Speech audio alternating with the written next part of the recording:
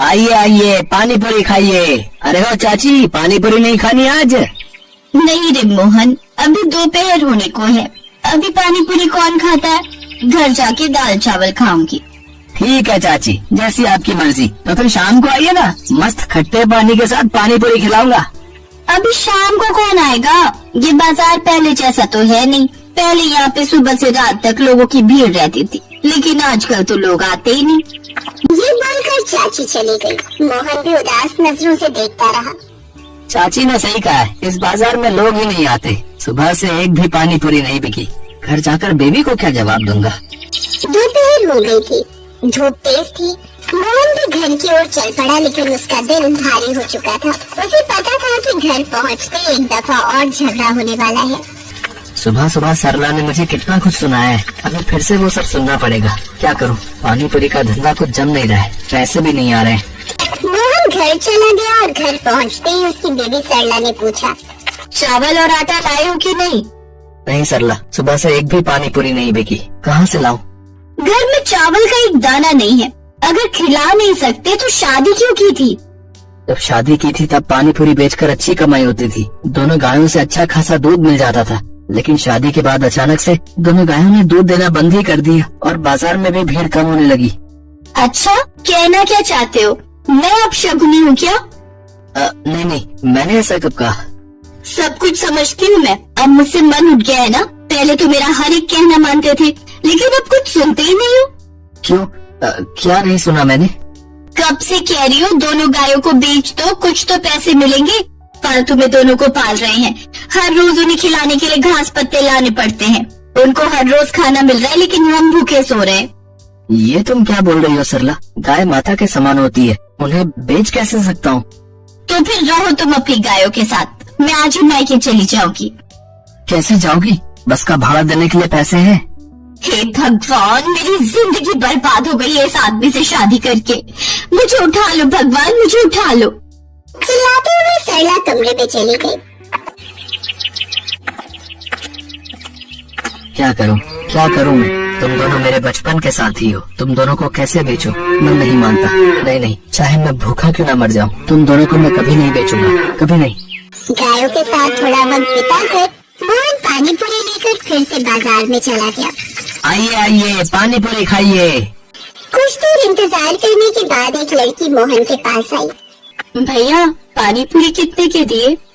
अरे आओ दीदी, वैसे तो 10 रुपए में 4 बेचता हूँ, लेकिन आपके लिए 10 रुपए में 5। ठीक है, दो भैया। मोहन ने एक पानी पूरी दिया, लेकिन उसे खाते ही उस लड़की का मुंह बन गया। अरे भैया, ये क्या है? पानी पूरी फ्रेश नहीं है क्या? ये तो रोटी बन गया है।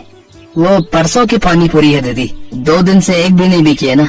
आप पैसे लेकर खराब पानी पूरी खिला रहे हो। मुझे नहीं खानी आपकी ये पानी पूरी। ये लीजिए 10 रुपए। चलो फिर भी 10 रुपए तो मिले, आज रात का खाना हो जाएगा।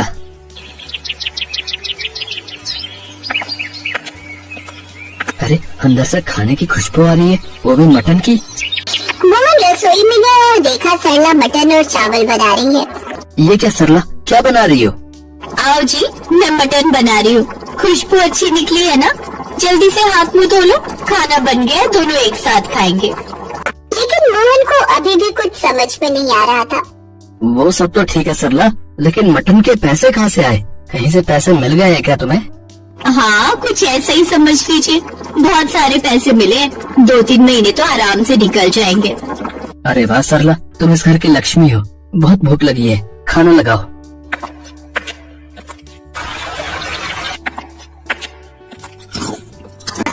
वो सुबह उठकर गौशाले में गया, लेकिन देखा कि गौशाला खाली पड़ा है। वहाँ मोती और ज्योति नहीं है। मोती ज्योति कहाँ है दोनों? अरे कहाँ हो तुम दोनों? मोती ज्योति। अरे शांत हो जाओ, फालतू में सुबह सुबह नींद खराब कर दिए। सरला, मेरी मोती और ज्योति का है? बेच दिया है मैंने। बेच दिया है मतलब? मतलब बेच दिया है, और क्या फायदा क्या है वैसी गायों का जो दूध ना दे। ये तुमने अच्छा नहीं किया सरला। किसको बेचा है बताओ मुझे। बिरजू व्यापारी को बेचा है। पैसे दो, अभी पैसे दो मुझे, उन दोनों को मैं छुड़ा कर लाऊंगा। पैसे? भूल जाओ पैसों को, वो मेरे पैसे हैं। छुड़ाना है तो खुद पैसे कमा कर लाओ। मोहन तभी दौड़कर बिरजू व्यापारी के घर में गया और देखा बिरजू व्यापारी ने एक नई बैलगाड़ी बनाई है और उस बैलगाड़ी में मोती और ज्योति बंधे हुए हैं। मेरे मोती और ज्योति को लौटा दो बिरजू भाई। हलवा है क्या है? पूरे 30,000 रुपए से खरीदा है दोनों को। लेना है तो 50,000 ला और बैलगाड़ी समेत खरीद कर ले जा। 50,000? लेकिन पैसे नहीं है मेरे पास। तो फिर घर जा, मुझे पैसे चाहिए। ठीक है, आप मेरे घर के कागज रख लीजिए, मैं धीरे धीरे 50,000 दे दूंगा। ठीक है, जा कागज लेके आ। 3 महीने का समय दे रहा हूँ, उसके बाद मैं तेरा घर ले लूंगा। मोहन ने अपने घर के कागज दे दिए और फिर वो बैलगाड़ी समेत मोती और ज्योति को घर ले आया। घर गिरवी रखने पर सरला गुस्सा हो गई और सारा पैसा लेकर मायके चली गई। मोहन के पास मोती और ज्योति के अलावा कुछ नहीं बचा। हे भगवान, अब मैं क्या करूँ? अब कैसे दो 50,000? लेकिन वो कहते हैं ना, जब एक रास्ता बंद हो जाता है तब एक और रास्ता खुल जाता है। हमें बस उस रास्ते को शिद्दत के साथ ढूंढना पड़ता है। अरे पानी पूरी ले लो, पानी पूरी। 2 घंटे के अंदर मोहन की सारी पानी पूरी बिक गई। अरे ये तरकीब मैंने पहले क्यों नहीं लगाई?